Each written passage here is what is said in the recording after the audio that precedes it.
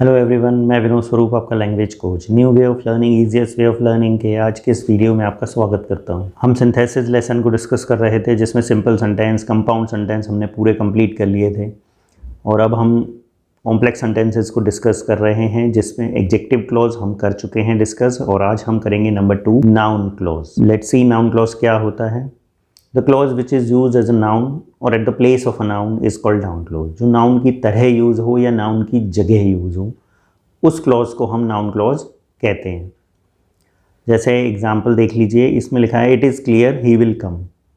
ये क्लियर है कि वो आएगा, तो अब हम इसे यहाँ रख देंगे that he will come is clear. तो ये जो पार्ट है दैट ही विल कम, ये नाउन क्लॉज है, क्योंकि ये वर्ब से पहले है और सब्जेक्ट की जगह पर है, इज़ से पहले है। जैसे हमारा जो सेंटेंस है, ऊपर हम अगर सबॉर्डिनेट क्लॉज देखें इट इज़ क्लियर को, तो इसमें इट की जगह पर हमने पूरा क्लॉज रख दिया है। इट को रिमूव कर दिया और इट की जगह क्लॉज रख दिया। तो that he will come is clear, ये नाउन हो गया सब्जेक्ट की जगह पर। अब हम डिटेल में समझेंगे, क्योंकि noun clause is use by 6 different ways. Noun clause को 6 अलग अलग तरीक़ों से, 6 अलग अलग जगहों पर यूज़ किया जा सकता है। जहाँ जहाँ नाउन का यूज़ हो सकता है, वहाँ वहाँ नाउन क्लॉज यूज़ हो सकता है। तो सबसे पहले है subject to the verb, then object to the verb, उसके बाद object to the preposition. Preposition के बाद हमेशा नाउन आता है, तो जहाँ जहाँ प्रेपोजिशन आएगी उसके बाद नाउन क्लॉज भी आ सकता है। Complement to the verb, verb का पूरक। कॉम्प्लीमेंट बताए जो वर्ब के मीनिंग को क्लियर करे। वर्ब का मीनिंग अगर आपको क्लियर नहीं हो रहा है। कॉम्प्लीमेंट टू द एडजेक्टिव, जब एडजेक्टिव का मीनिंग क्लियर ना हो तो उसे एक्सप्लेन करें। और एक है case in opposition. Case in opposition हमने सिंपल सेंटेंस में डिस्कस किया हुआ है। एक ही चीज़ को 2 तरीके से जब हम शो करते हैं, इस बार हम क्लॉज के थ्रू शो करेंगे। पिछली बार जो हमने केस इन अपोजिशन यूज़ किया है सैम्पल में, उसमें वर्ब नहीं थी, इसमें वर्ब होगी। तो लेट्स डिटेल में हम देख लेते हैं। सबसे पहले subject to the verb, before the verb at the place of subject. Verb से पहले सब्जेक्ट की जगह पे जब हम किसी क्लॉज को प्लेस करते हैं तो that is called noun clause subject to the verb. तो अब इसमें देख लीजिए, this is certain, we will win the match. ये निश्चित है, हम मैच जीत लेंगे।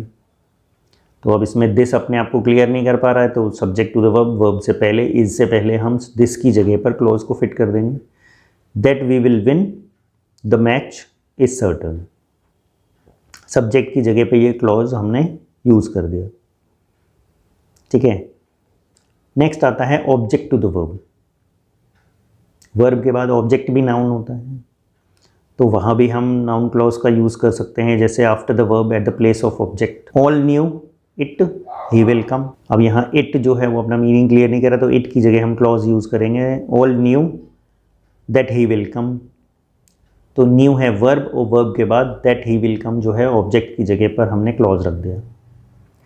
तो इस तरीके से वर्ब के बाद क्लॉज को यूज़ करना, वर्ब से पहले क्लॉज को यूज़ करना, subject to the verb, object to the verb. I hope ये बहुत सिंपल लग रहे होंगे रूल्स आपको। एक्सरसाइज करेंगे तो बहुत इजीली हो जाएंगे। Object to the preposition, preposition के बाद, after the preposition at the place of object. Preposition के बाद ऑब्जेक्ट की जगह पर हम लिख सकते हैं नाउन क्लॉज को। Listen to him he is saying something. अब यहाँ लिसन टू प्रेपोजिशन है, हिम हम उसे सुने या उसकी कही हुई बात को सुने? डेफिनेटली बात को सुनेंगे। तो listen to what he is saying, तो वॉट ही इज सेइंग जो है वो क्लॉज है टू के बाद। नेक्स्ट है complement to the verb, verb का पूरक। अच्छा, ऑब्जेक्ट टू द वर्ब और कॉम्प्लीमेंट टू द वर्ब में एक थोड़ा सा डिफरेंस है, समझ लें ध्यान से। After the object at the place of a noun phrase, object के बाद सब्जेक्ट आएगा, वर्ब आएगी, ऑब्जेक्ट आएगा, और ऑब्जेक्ट के बाद जहाँ नाउन फ्रेज आता है, जैसे हम लिखते हैं ना, वी प्ले क्रिकेट, वी लिख दिया, प्ले लिख दिया, क्रिकेट लिख दिया, 3 चीज़ें हो गई। ऑब्जेक्ट क्रिकेट हो गया, हमने लिख दिया इन द गार्डन। अब इन द गार्डन क्या है? नाउन फ्रेज है जो प्लेस को डिनोट कर रहा है। तो नाउन फ्रेज की जगह हम नाउन क्लॉज का यूज़ करेंगे। कैसे? Teacher told us honesty is the best policy. तो टीचर ने हमें बताया।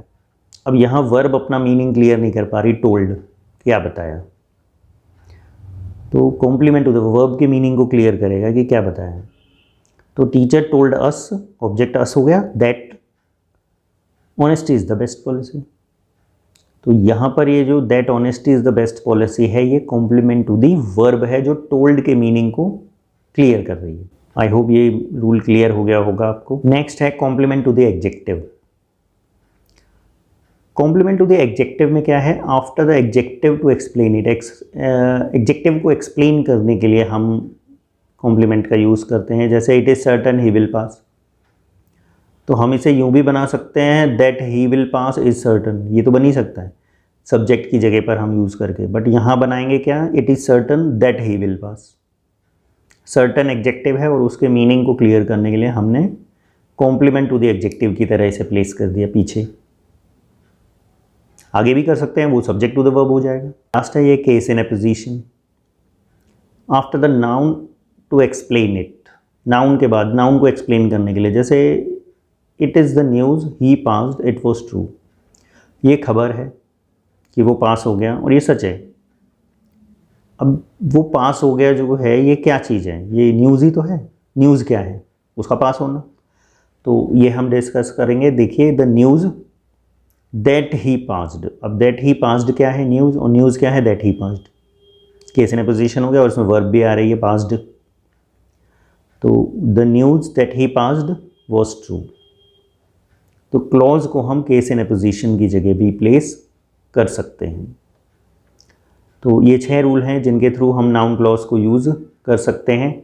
इससे आप नाउन क्लॉज की एक्सरसाइज कर सकते हैं, कॉम्प्लेक्स सेंटेंस फॉर्म कर सकते हैं नाउन क्लॉज के थ्रू, एडजेक्टिव क्लॉज के थ्रू। अब एडवर्ब क्लॉज रह गया है, नेक्स्ट वीडियो में हम उसे भी कंप्लीट करेंगे और उसी के साथ हमारा ये जो लेसन है सिंथेसिस कंप्लीट हो जाएगा। तो keep learning, keep watching and don't forget to subscribe my channel. Thank you.